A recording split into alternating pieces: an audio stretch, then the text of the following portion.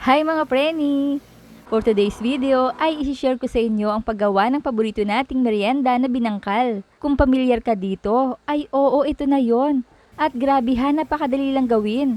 At ang mga sangkap na gagamitin ko ay napakadaling hanapin, kaya tara na! And I'm Fanny from Fanny's Cookery. Sa isang mixing bowl ay maglagay tayo ng 1, 2, 3, and 4 cups all-purpose flour.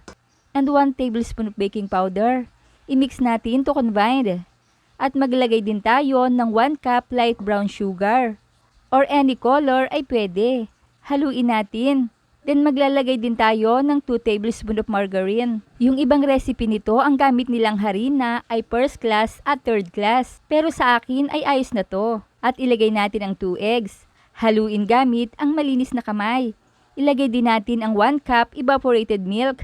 Gradually add lang ang paglalagay mga preni ha. At para sa kompletong listahan ng mga sangkap ay panoorin ang video hanggang dulo. Ayan, madikit sa kamay. Lagyan natin ng oil ang kamay. Pero dahil dumidikit pa din ay gagamit ako dito ng gloves. Eto siguradong hindi na madikit. At inid lang natin ito ng about 4 minutes. Then takpan natin at i-rest natin for about 25 minutes. Hatiin ang dough sa dalawang parte kung nais nyo ay may flavor din.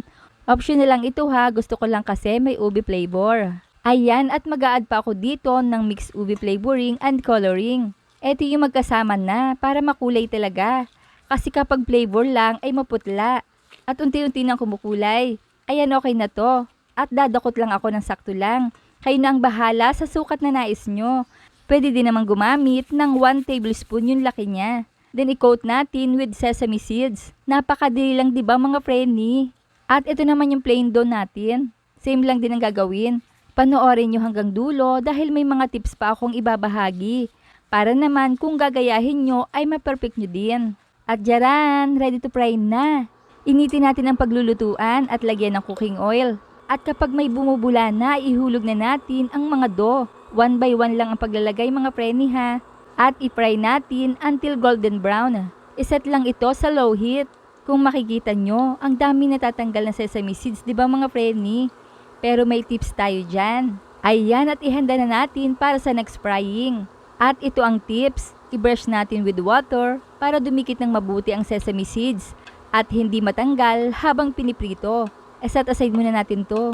At ituloy lang natin ang pagluluto hanggang sa makita nyo nang bumubukan na ang mga binangkal natin. Dapat low heat lang talaga mga preni para mas maganda ang kalabasan ng ating niluto. Ayan, brown na.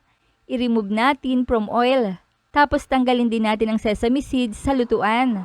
Yan, malinis na ulit. At dito makikita nyo ang resulta kapag binasa muna natin bago iprito. Mas makapit ang sesame seeds. At kung meron mang natatanggal, ay konti na lang. O diba nananatiling nakadikit ang sesame seeds? Ang gandang tingnan. Let it cool. Napakaganda ng resulta mga preni. At syempre ang lasa ay abangan nyo, titikman natin mamaya yan dahil may kasama ako sa pagtikim. At kung nakaabot kayo sa punto ng bidyong ito, ay mga tagasa naman kaya ang nakapanood ng video kong ito. Hello po sa inyo at maraming salamat! Tingnan yung mabuti ang texture at ang sarap kapag may flavor din. Tapos yung tamis nito ay tamang-tama lang sa panlasa ko. Kasi hindi naman ako mahilig sa matamis. Medyo malambot oh. Surprise! Ngayon lang ako nagpakita sa pagtikim mga preni. Dahil alam nyo ba na medyo mahiyain talaga ako sa camera. Yes, ako to mga preni. Simple lang naman akong tao. Masarap talaga to at recommendable recipe. Tara, kain na po tayo. Masarap itong ipareha sa kape, sa labat, tsaa at pwede din naman sa malamig na inumin. Sana ay nakatulong ang reseping ibinahagi ko today. Ayan, at kasama kong tumikim ang taga-ubos lagi ng mga niluluto ko. Ang aking unika iha na palaging sarap na sarap sa mga niluluto ko. At kung hindi ka pa nakapollow sa aking page, ay i-follow nyo na ako para updated kayo sa mga reseping ibabahagi ko pa. Huwag kalimutan, cook with love. Thanks for watching. Bye-bye!